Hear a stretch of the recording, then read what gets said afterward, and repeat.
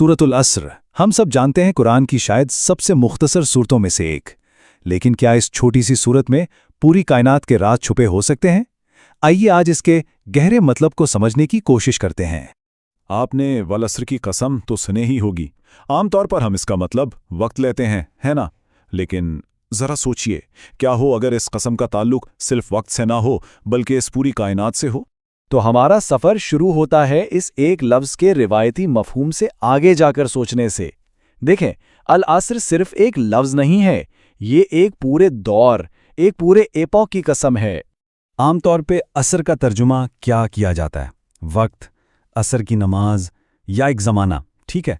लेकिन अगर हम कुरान की वुसअत को देखें, उसकी गहराई को समझें, तो ये तर्जुमा उसके असल मतलब को बहुत महदूद कर देता है, काफ़ी लिमिटेड कर देता है। क्योंकि देखें, कुरान तो एक ऐसी हकीकत की बात करता है जो वक्त की तख्लीक से भी पहले मौजूद थी। तो फिर सवाल ये उठता है, क्या अल अस्र सिर्फ हमारे इस ज़मीनी वक्त, इस क्लॉक टाइम की कसम है, या फिर ये उस अज़ली हकीकत, इस प्री टाइम रियलिटी की तरफ इशारा है?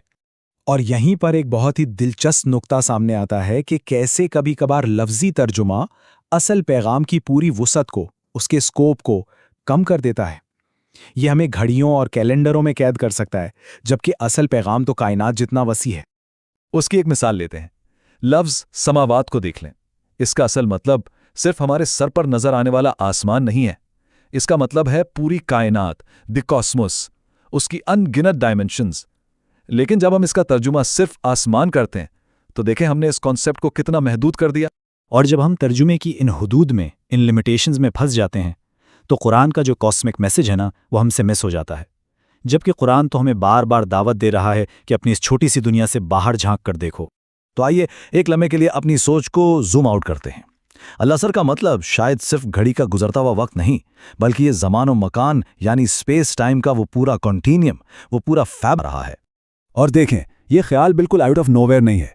कुरान में खुद कई जगह वक्त की अलग अलग डायमेंशंस का जिक्र मिलता है, जैसे असहाबे कहफ का किस्सा या हज़रत मूसा और खिज़र की मुलाकात। ये सब वाक़यात हमें बताते हैं कि वक्त हमारे तसव्वुर से कहीं ज़्यादा पेचीदा, कहीं ज़्यादा कॉम्प्लेक्स चीज़ है। अच्छा, तो अब सवाल ये पैदा होता है कि अगर अल अस्र का मतलब इतना वसी है, इतना कॉस्मिक है, तो फिर उसके फ़ौरन बाद आने वाली आयत इन्नल इंसाना लफ़ी खुस्र, यानी बेशक इंसान खसारे में है, इसका क्या मतलब होगा? जब हम इस आयत को पूरी कायनात के पूरे स्पेस टाइम के बैकड्रॉप में देखते हैं, तो इसका मतलब बहुत ही गहरा हो जाता है। फिर ये सिर्फ एक फ़र्द की बात नहीं रहती, बल्कि ये पूरी इंसानियत की हालत का एक कॉस्मिक डायग्नोसिस बन जाती है।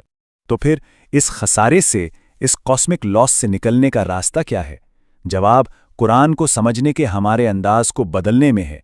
हमें इसे बिल्कुल एक नए एंगल से, एक नए पर्सपेक्टिव से देखना होगा। कुरान सिर्फ फ़लसफ़े या तज़किया नफ्स की किताब नहीं है। नहीं, ये एक किस्म का सोर्स कोड है जिसे अनलॉक करना है। हमें इसे एक्सप्लोरेशन और डिस्कवरी के लिए एक गाइड के तौर पर देखना होगा। एक ऐसी किताब जिसमें कायनात को समझने की कीज़ मौजूद हैं। तो ये नया तरीक़ाकार क्या है? इसके कुछ स्टेप्स हैं।